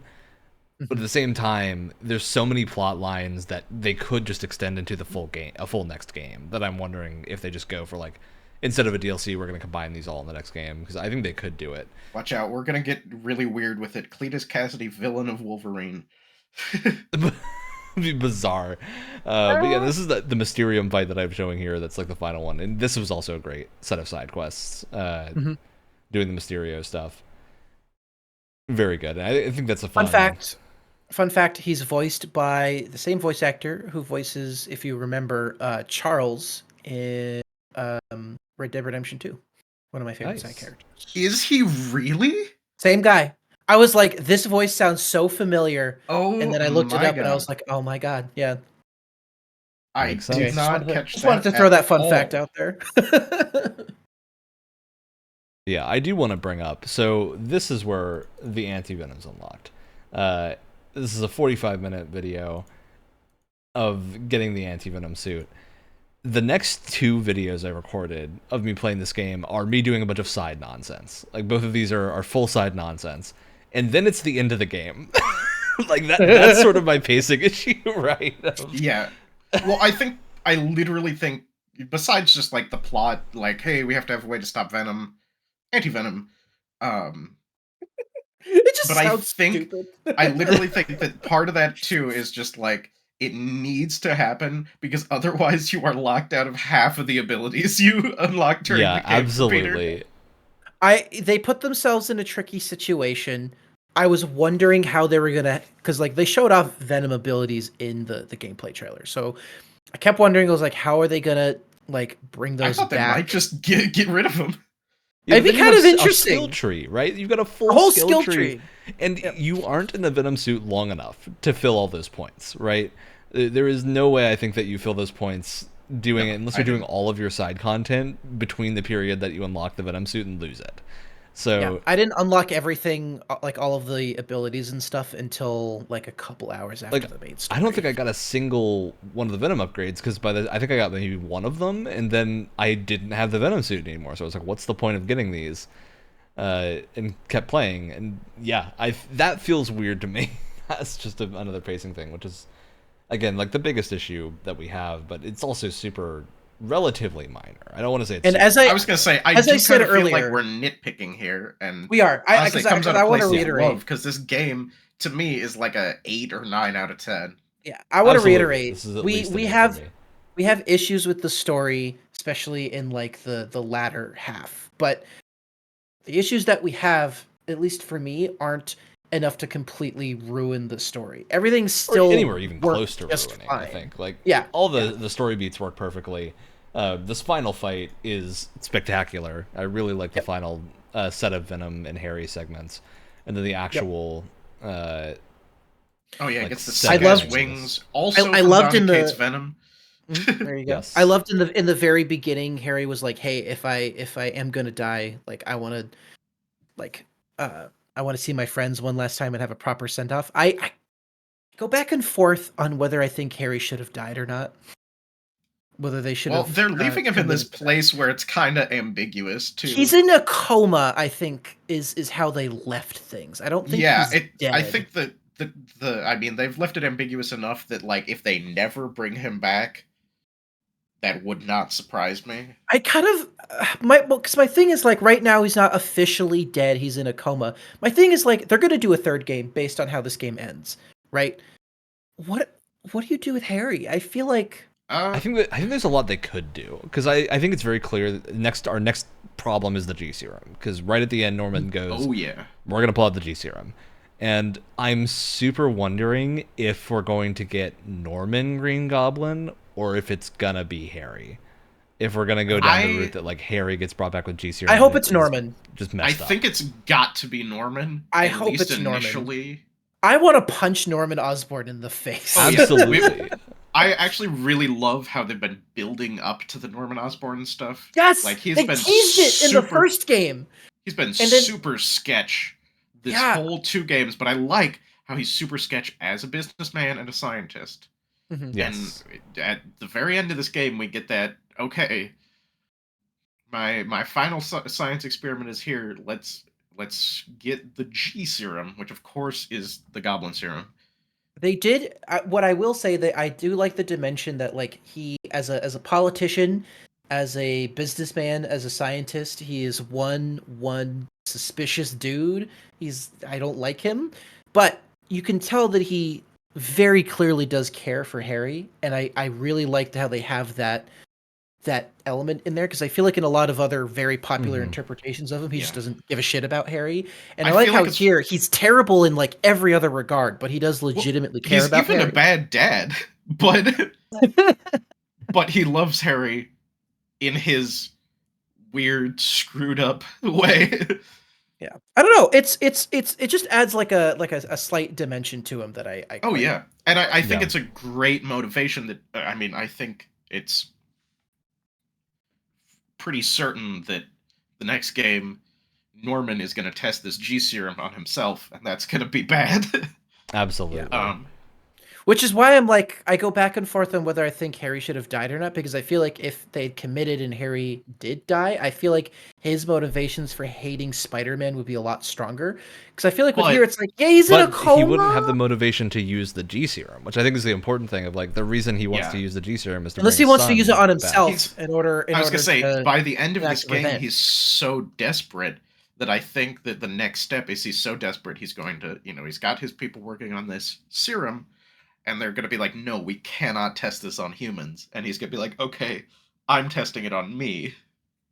Yeah, I think having Harry still alive, but in a coma state, is much more motivating for Norman as a villain when it happens. It also may return later, if Harry can get cured, to stop Norman, Yeah, like, I think there's what so else much could stop Norman? I think that could, to me, would be very interesting. Because I completely agree with you too, which is why I kind of go back and forth on it. I don't know how I feel about it, because it also would have something I had mentioned, like, right before ranting about that. But, like, another thing that I like is that in the very beginning he's like, hey, if I'm going to die, I want to say bye to my friends in the proper way, and I feel like his death would have kind of brought that more full circle as well. I almost think it's interesting that he doesn't get that, though, because honestly, I'm not sure he'd want to still be alive if he had the choice. Exactly. I think this is a more interesting state to be in because of that. I think we're going to see Harry. If Harry comes back, I think we're going to see him reconciling with what happened in this game. I'm curious too, if he gives Harry the G serum, I don't predict Harry going crazy and trying to kill Peter. I predict him going crazy and trying to kill Norman. Yeah, I really wonder. Like, that's why I'd be curious if maybe both of them get it and it interacts in different ways, or maybe Harry becomes like a guy in the chair for Pete and Miles in the next game. Yeah, because I don't know if I want another boss fight against Harry in the future. Because I don't think I do. I don't think it would hit the same way. Every modern like Spider-Man thing with Harry has been Harry having a villain arc and then dying, and I think it would be interesting to get the opposite of that, right? Yeah, and I feel like a lot of modern Spider-Man comics don't do that because it's been done so many times too. Exactly. You could have an interesting kind of almost race where Peter has his own way of trying to cure Harry, and Norman has his own way of curing Harry, and they're both like racing to the finish to see who can do it first because they think each other are wrong, right? I think that's a good possibility for a next story. Could be really interesting. Also, Doc Ock. Yeah, he's going to be in the third one. We got a little teaser coming up. It was a fun Marvel tease. Well, we got a couple Marvel teases. Also, great credit sequence. I'm a big fan of any time a game does a good credit sequence. Oh, actually, the other tease at the end is so bizarre to me that's what they did. I don't know if you guys caught it. Are they going to do 3 spider? Are they going to do 3 spider people? Is that going to happen? Do you know who Silk is, Wyatt? Vaguely. Okay. I'm really She's curious. Not a bad character, but she doesn't. I don't know. I just don't think of her as a big Spider-Man character. I only know who she is because of this game and going like, why did the game pan to her at the end and be like, oh, this is an important character? I read as it was coming out the introduction of Silk. It's really bad. She is a good character after her introduction, but the first couple stories are so bad that they are going to have to 100% rewrite them. I mean, yeah, they have to be different because she's also a lot younger in this game, isn't she? She's Miles' age. So she is. So let me give the real quick rundown, because even though I read when she was coming out, it's just incomprehensible. She got bit in the comics the same day Peter Parker did at the same event with the same spider or an identical spider. But then, for whatever reason, she's been, like, locked in a bunker ever since. I think somebody was, like, studying her or something, maybe. Whatever. Spider-Man finds out and frees her, and she becomes her own superhero.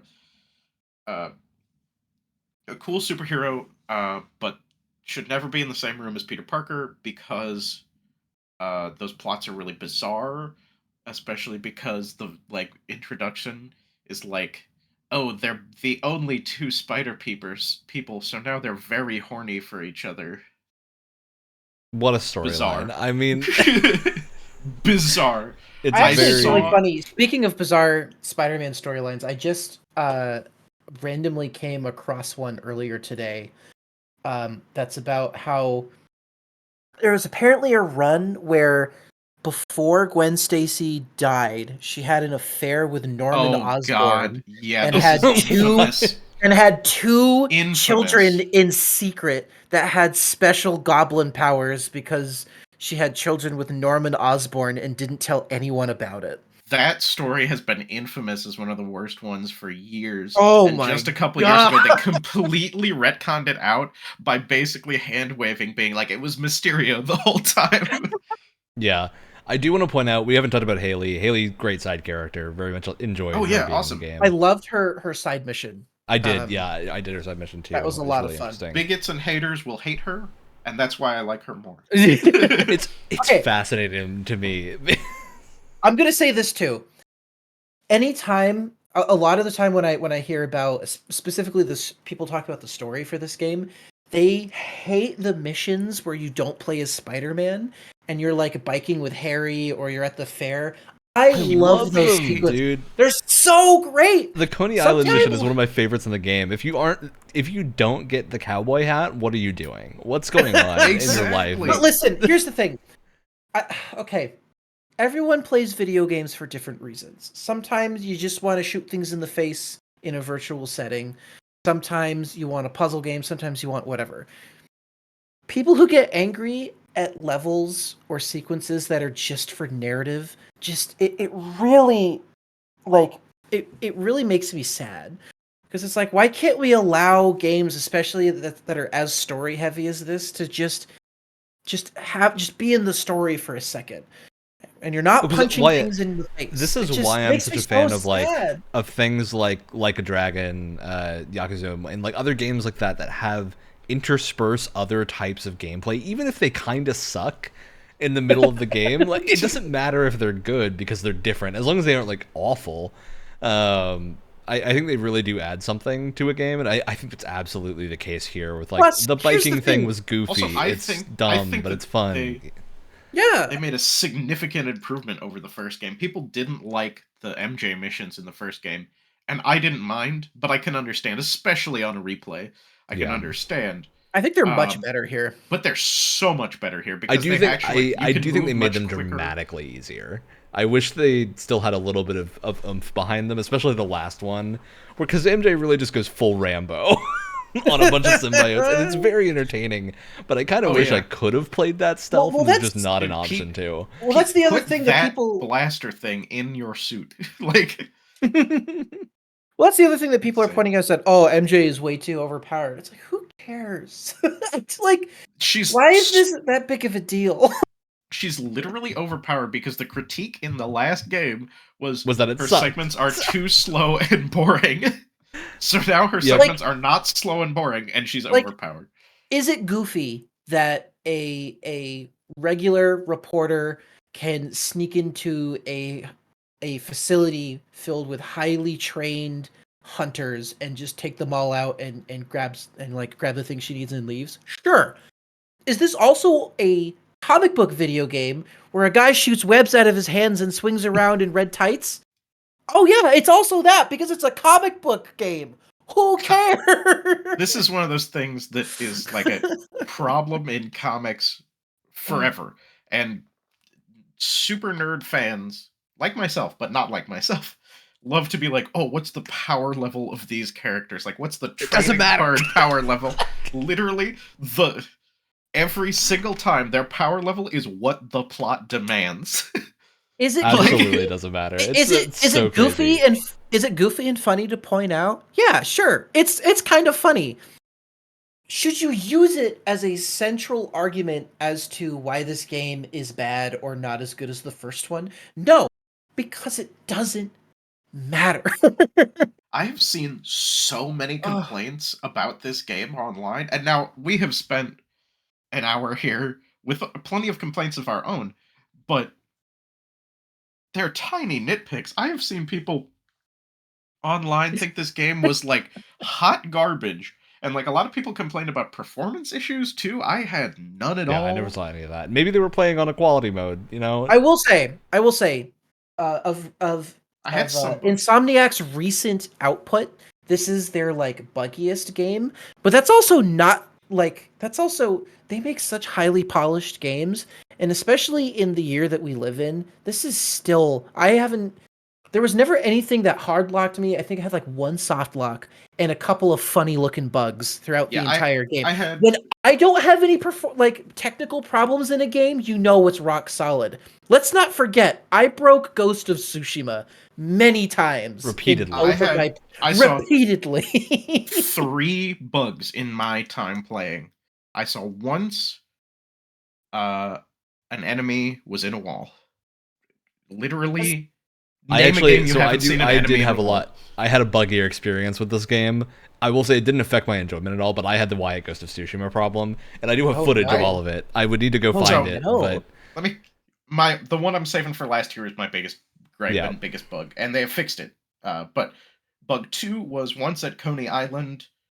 I got soft locked briefly, just had to reload save, lost no progress because there's like a spot where you can like lean on a handrail and have some dialogue, and it wouldn't let me unlean. Oh, interesting. So I was just stuck standing there. Stuck leaning.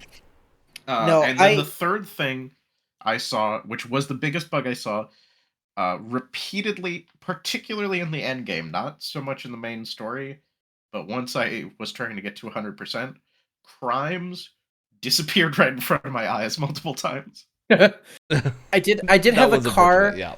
I did have a car for a chase sequence drive right through a building at one point to like start the car chase when I was like right behind the car, which was kind of goofy.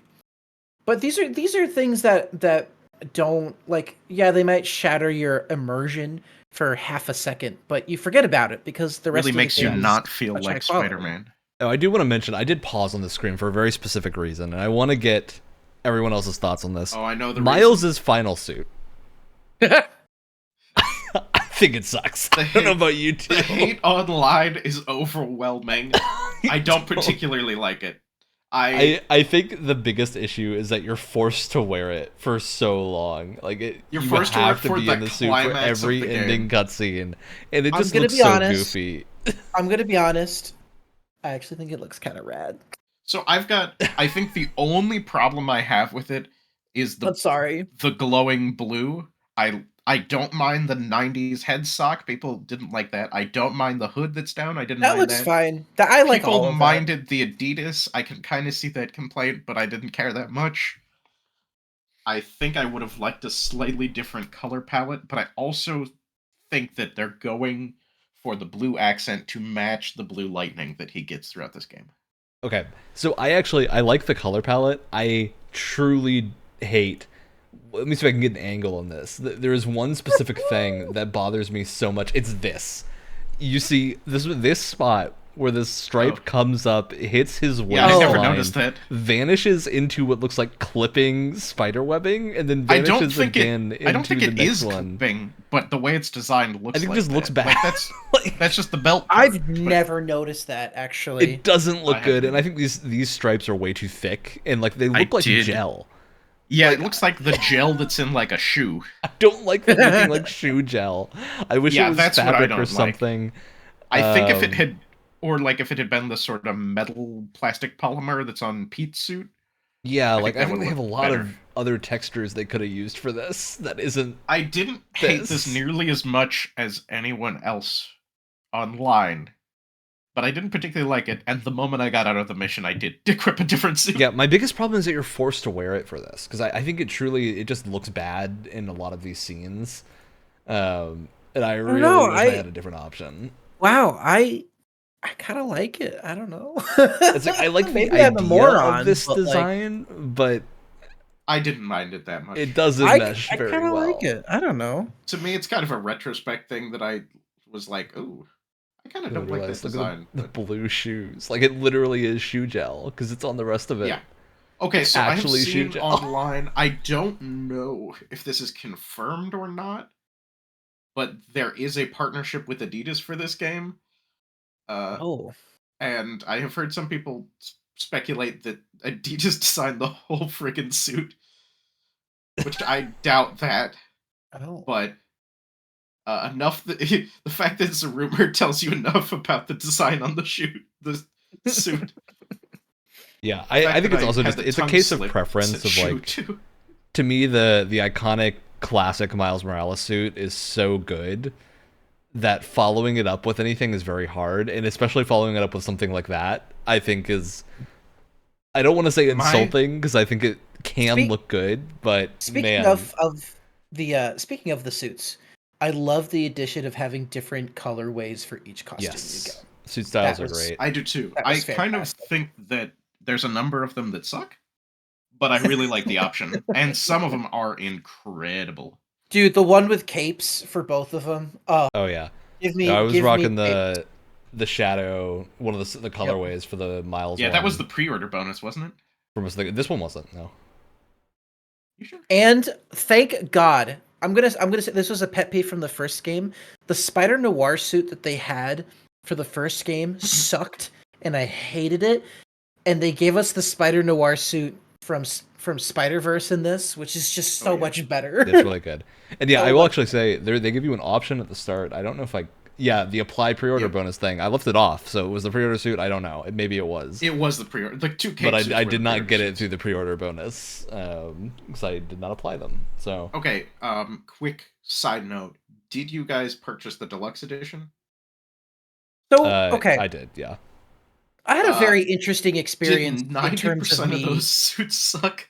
They're not great. I think a couple of them look really good, but I really wish they had styles. Like there's one or two that I like, but don't like the colors on. So I wanted to get the like digital deluxe version of this game. Here's the problem: it was supposed to be shipped to my house. Amazon, which is where I ordered it from, just didn't even recognize my address, even though I've ordered things from it before. And it was like, "Oh, you moved." I was like, "I definitely haven't moved." So I had to go and buy it digitally after the fact. So I had a annoying. weird. I wanted to buy this game physically, but I was like, I'm gonna pick up the deluxe edition. What the hell? I don't buy that many new games, and Okay. I also just Spider-Man. want to point out the reveal for Selk is so dramatic because it blocks her off with Miles's head in the scene before. It's so not worth it. Like it's gonna be a big reveal. I was like, wait a minute, are we gonna get Gwen in a weird way here? Like what's going on? And it gets to her and I'm like, who is this? It is a bit of a comic cut for sure. So I tried to purchase the game physically, but I wanted the deluxe edition, and I couldn't find anywhere that it was available physically. The deluxe edition. I could have been wrong. While we're at the end of the game, I do want to ask you how you felt about the decision of Peter kind of stepping down as Spider-Man, whether it's permanently or temporarily. People are very angry. I'm happy with it. I will say a certain sector of people are very angry about it. I didn't really get the impression that he was fully retiring here. Yeah. I just got the impression like, hey, I need to spend some time on my life as Peter Parker. I got the impression that he wants to keep his relationship with MJ because that was already an issue in the first game, and it is here as well. But I also got the I mean, I'm pretty sure they just say it too. I think he wants to rebuild the Emily May Foundation. Yep. Yes. Because that feels like his calling as an adult. And so I felt like the passing of the torch in a way was actually really well handled because it kind of completes his arc. Yeah, I like it. My only, I think, concern with it is if the next game is Green Goblin focused, like we think it's going to be, if they've already set up basically that like this Pete's retired scenario, then pull him out of retirement again, I start to get worried for like if that's going to play nicely with Miles in the next game too. Like how are you going to split time between those stories if they are splitting time between them, or if it's going to be like they're going to fully focus on Peter again or fully focus on Miles. Well, and they haven't really set up much for Miles in the next game. Either. Exactly. Miles doesn't have a continuation here. What do you kind mean? of felt like Silk showing. Exactly. Like it feels like they were putting Silk there to be that, but I have no idea what that could possibly mean, right? Which is kind of exciting in some ways. Silk and Miles Morales have never interacted in a comic. Yeah, because it's like I'm entirely sure she's not going to be a romantic interest because Haley's good, and we don't want to get rid of Haley. So yeah, I'm super curious. I don't know what's going to happen with Miles, but I think they don't have a clean point for him in the next game. So I'm pretty sure, my impression was that like Pete is still going to be around as Spider-Man, but it's going to be taking like a back seat. Because you can still play at you can still switch. Yeah, exactly. And he says something to Miles that's like, I'll always be around if you need help. Yeah. So like I take it to be like he's going to spend this period of his life focusing on his not Spider-Man activities, but like, you know, if Sandman shows up like he did here, I'm pretty sure Pete's going to put the suit back on and go fight Sandman. I'm pretty sure he's not going to just be like, wow, look at all that sand. Too bad I'm not Spider-Man anymore. Look at all those missiles coming from some enemy faction. It's going to be the raindrops are falling on my head from Spider-Man 2. Dude, what a good movie. What a film. But also like if Norman I guess it hasn't lined up Norman as hating Peter that much in these games, but like Norman is the biggest Peter Parker villain. I mean, as soon as he finds out who the Spider people are, Norman clearly like the Peter relationship has to play a factor. Yeah, absolutely. My thing is like they're clearly lining up Doc Ock and Norman Osborn as the next two major villains, and both of those are definitely going to be Peter villains. You're having a hard time with this puzzle, right? This was the hardest one for me as well. So I do figure it out, but it's because it's such a long. So this puzzle takes you. I do solve it, but you have to like go really high to find the last point. I had to come back later, but I also think you had the disadvantage of it being at night. Oh yeah, it was also super dark. Also, I love this suit. The Black Panther inspired suit is great. Oh, it's awesome. Yeah, did you hear about the thing where if you if you you have to hit a certain button with this suit in front of the Wakandan embassy, and Miles does the like Wakanda Forever salute, so good. which is really cool. A couple spots here where I took some time to look at the windows again of how they do the window tech in this game. It's the same. They are as Spider-Man 1. Well, no, there's a little bit more depth to it. A little bit more depth, but they sometimes put a really like low poly character model in there at like a stink or something. Yeah. The boat guys. Yes, is it here where he goes to bed and then wakes up later? Yep. Yeah, in the middle of town, and in the meantime, he has gone on an absolute rampage. Okay. While MJ's on screen, can we talk about MJ's face and how big of a stink people made about it? It is weird. Looks good to me. So it looks good to me, but I see the difference, because if I go back to the first thing here where I selected to play the replay, they look like different characters. Like, I feel like I'm not crazy for thinking that. Like, they don't look like the same person. I don't mind the new look. Was it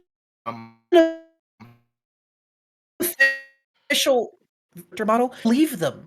I don't know if I believe them, because it really does not look the same at all. Like you look at Aunt May from game to game, and she looks relatively the same. I think it is a different face. I think the issue, because people are complaining that she's like, they made her uglier, which is, I'm not even gonna let's not even grace that with a topic argument. of discussion. Here's the thing. Here's the thing. They do change faces a lot. It is kind of annoying. Like, they completely changed Peter's face from the original version, and then in the remaster, and then they did really change MJ's face, or at least significantly. And they changed her hair for sure, and they've admitted that. Which I do wonder. There are other changes. Which I do wonder if the hair is the same. If we kept the hair the same, how similar would she look? I think it would look a lot more similar if. I mean, I do think that maybe they a shot of her in frame in a sensible way. Somebody pointed out that they changed Harry too, and I was like, I literally do not care. Harry never had a 3D model. It's a different voice actor than in the first game, but he was relegated to audio logs and side missions. It's fine. I don't care. Bizarre. I do think there is a pretty significant difference with MJ. I don't mind it per se, but I do think it's weird. Like, it's weird that they keep changing how characters look this dramatically. It is what it is. You better not change Pete again. I don't know. I wish they would stop with the face changes. Like, I don't care if they're making them like uglier or prettier or whatever. Like that, I don't care. Just stop changing them, because so much of your connection to a character in a visual medium is what they look like in their visual. You kind of grow attached to the entire image of that character. And if you keep changing them, it just ruffles feathers. And I don't know. I don't know why they keep doing it. I also am kind of glad at this point that they did change Pete's. If they're going to change Pete's face, I'm glad they did it in the remaster and the Miles Morales game, because it gave me a little bit more time to get used to it. Yeah. Yes. I will say I still prefer the original look for Peter. I think it definitely, I think a lot of the change people are thinking about, I think a big part of the change is just that she doesn't have the bangs, and that makes people's face look really different. But yeah, it is definitely a pretty different looking MJ. I think Peter got the worst end of the stick. I don't want to say bad, because I think the face that he has now looks fine. Like, I don't have an issue with it. But there are, if you go back and look at some of the like comparison scenes of the remaster of one to the original one, there are some scenes that just, like, you can tell they're so much better animated with the old face. And I thought that was their excuse for that was their reasoning, is that the new face is easier to animate, which I think is fine, because like in this game it looks totally good. Oh yeah, this game looks great. So I wonder if it was done just because they knew they needed to at some point, but then I just kind of have to question why. Also just had the character model done. Yeah, I will say too. I wonder what the reasoning was. I will say too, on the topic of character models, like we said, this game looks gorgeous. I do think the weak link here are the character models. Not that they look bad, I just don't think they look quite as good as everything else. I think they have a problem, and I actually think this affects MJ in particular, MJ and Harry a lot, is the lighting isn't very kind to the character models. and it's like really, really often they just look like severe ill outdoor lighting or something. Like it makes them look sick. Let's see if I can Which in find the scene we were Harry's all case, talking you at the can end. kind of in Like, Harry's case you it can hand wave works, that. but for MJ, it definitely I think leads to part of that discussion that people are having. And like we don't see Miles or Peter out of their suits very often, so I just can't compare with them to it. Yeah, but, I mean, like a lot of they the just time, all breathed too much devil's breath in the first game, and long term, it's like long COVID. be into this as a good scene Long with a lot of devil's characters. Yeah, like these scenes too, I think are not great. Like look at Rio there. Yeah, Rio. Yeah, It doesn't look great, and even in here, It like looks a Miles and little- Haley don't look great either. So I think it might just be a lighting thing. But yeah, I totally get where people are coming from with that. Because in here it looks way better. Like now they look way better. So I wonder if it is just the lighting isn't good with character faces. I will say this is going to be a complete subject change, but we were talking about the MJ missions. I also think the puzzles that they have here, like the Emily May EMF. Foundation puzzles, yeah, I think those are way better because Yeah, I like them a lot more. they're more interesting. I think they activated my brain a little bit more, but also they're just faster. Like the biggest sin that those puzzles in the first game had was that they were so slow because you were taking things from one area and putting them into another, and it was just there's so much downtime. Here they're really quick and snappy, and combine that with them being slightly more interesting. I think the puzzles this time around are a lot less obnoxious. For sure. I definitely agree with that. I think the puzzles here are also a little bit more engaging in a weird way. Like I actually liked the puzzles a lot in the first game, but I think these, just because they're faster, tended to be a little bit more engaging to me. And there's like one or two of these that are pretty challenging in places that I really liked. I really and I thought narratively they were more satisfying as well because especially the ones that you do with the side missions for Harry in the first game, or a lot of the ones that you do in the laboratory in like Otto's lab in the first game, it just felt like they weren't as narratively connected as I would want them to be. And here it feels a lot more justified and a lot more interesting. Yeah, I agree. Any other thoughts we want to go over in a little bit of depth before moving on to final thoughts? This is the most nerdy question I could possibly ask. Is this the same location as Black Cat's apartment in Spider-Man Web of Shadows? I think you are the only one that might be able to answer that question, Alex. I don't think either one of us can help you. Because I went to it and I was like, this is weirdly like the similar location and layout to what I remember from that game. But if this is the Black Cat mission, I do want to take a look at the end of the Black Cat. I was about to say. Best missions in the I was game. about to say. What a also, Ryan, mission. I'm amazed that you haven't brought up the rhythm game section yet. Well, okay, so my thing with the rhythm game, I wish every Mysterium had one. But they don't. Yep. It's only the first one, and I was really sad by that. Like I liked the rhythm section, but it came so out of nowhere. It was very fun for that tiny amount of time. But I remember you texted me. You were like, "No one told me there was a rhythm game in this." Because when I texted you that, I thought it was going to be the mini game for all the Mysteriums. Like I was expecting the Mysteriums would be a mini game rhythm game, and then like a small combat encounter, not like long combat challenges. I was like, "Oh no, oh no." But yeah, this sequence was incredibly fun. I think Black Cat in this game for her brief appearance was very fun. But yeah, this was also a very, very love cool the just connection to further Marvel stuff. Mm-hmm. Especially because they're actually playing with the idea that magic exists in the setting, and whatever Sanctum, what's it called? The Sanctum Sanctorum. Thank you. Yeah. It was in the first game. It was a little tease. What is it? Like, you literally took a picture of it in the first game. He was like, something strange is going on in there. And then it's like, they have a little note from Wong and stuff, which is really cute. Yeah. And also, this one's fun because Felicia in the DLC for the first game, like, a big point of it was that she was constantly lying to Peter. And here, even if she's not telling the full truth, she gives up the wand at the end. Back to Miles, which I think shows a lot of character growth. Right? But she just wants to be with her girlfriend. Also, in Paris. there is zero proof that she is lying. Exactly. Like I could totally take it at face value, but I thought they would totally pull a, oh yeah, she was totally lying and just wanted to get out, which I'm fine if that's the case, but I'm glad they kind of left it the way they did. It goes back to that thing that... It can be both, too. Well, it goes back to that thing before of, like, they really understand that, like, a lot of Spider-Man's appeal is how he wants to reform his villains and not just defeat them, like I said earlier. And so I like it at the end. It was like what she was doing was well intentioned, and she wasn't lying to Miles at all, because it just and later she calls back with more info. Yeah, this exact sequence is the best part of this mission. God. Where I was like, this is incredible. I wish we got part more of this game. sequences like this. I was like, they found a way to add in their portal mechanic from Ratchet and Clank. That's awesome. Yes.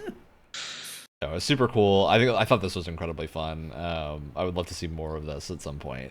And yeah, I feel like Insomniac, wild thing. I would love if they at some point in the future took on a Spider-Verse game.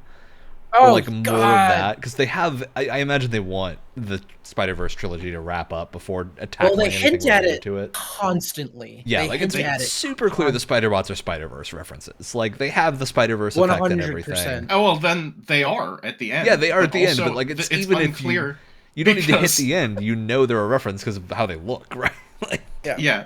But did you guys hear about that weird cutscene at the end of that? That's just straight up a character who was supposed to appear in the last Spider-Verse movie and didn't. I did not know that. That's really funny. Maybe it'll be in the next one. It's like that character appears in like a deleted scene or something. I think I heard. Oh, that's great.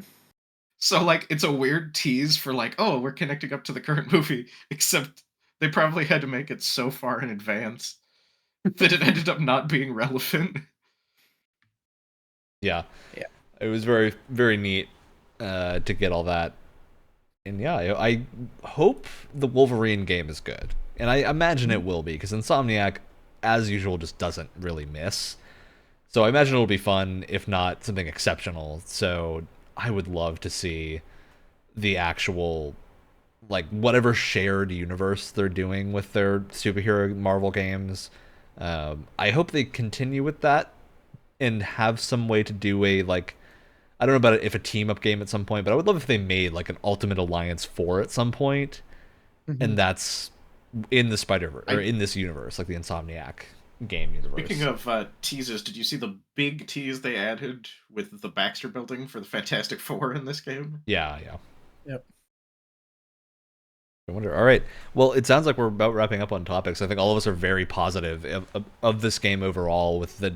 Yeah, obviously, like, it's easier to critique things here than it is to compliment things, because it's good enough for us to say we really liked the combat and then stop.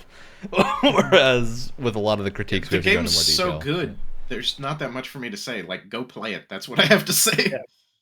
Yeah, it just feels good to play, and I'm really excited to see either DLC or the sequel in a couple of years.